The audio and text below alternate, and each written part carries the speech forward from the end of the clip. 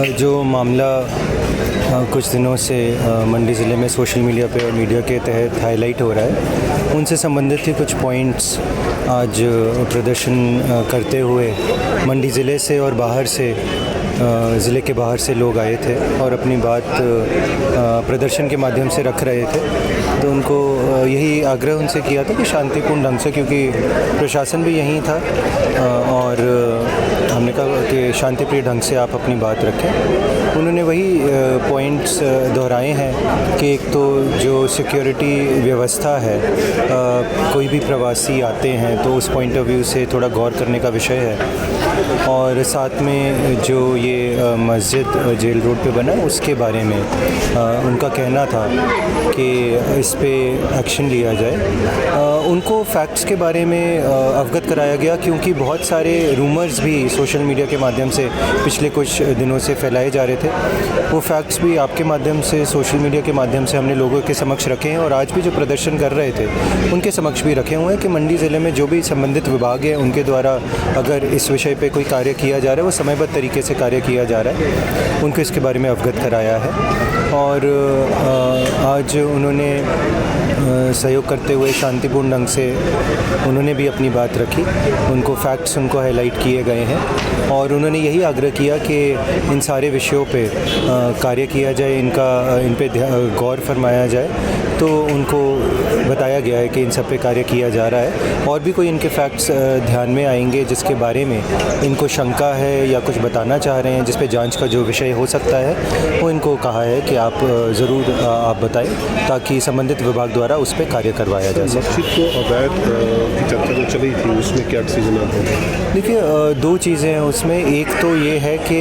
जो कुछ हिस्सा उन्होंने निशानदेही अपनी कराई थी, तो कुछ हिस्सा PWD के पोर्शन में था, वो उन्होंने खुद ही जो उनको जो दायित्व भी होता है, कभी भी कोई इंक्रोचमेंट किसी द्वारा की जाती है तो पहला फ़र्ज़ उन पे होता है जो कि ये इंक्रोचमेंट को खुद ही स्वयं हटाएं। तो उन्होंने स्वयं हटाई है। कल से वो लगे हुए थे और आज भी कुछ कार्य उसमें चल रहा होगा। बहुत ही न्यूनतम सा रकबा था, और कुछ TCP एक्ट के नियमों को लेकर MC मंडी के पास उनका एक जांच का विषय चल रहा था, सुनवाई चल रही थी, जिसके बारे में भी MC मंडी द्वारा आदेश उनको दिया गया है कि इसका मूल रूप से जो ढांचा पहले था, या TCP के अगर हम इसको समराइज तरीके से बताएं तो TCP के एक्ट के कंप्लाइंस उनको करनी है, और तब तक ना कोई कार्य वहाँ पे होगा, कोई कंस्ट्रक्शन कार्य, बिजली पानी भी काटा हुआ है। तो उस प्रकार से जो मुस्लिम समुदाय है यहाँ का, जिनका स्ट्रक्चर भी है, उन्होंने पूरी अपना भी सहयोग दिखाया है कि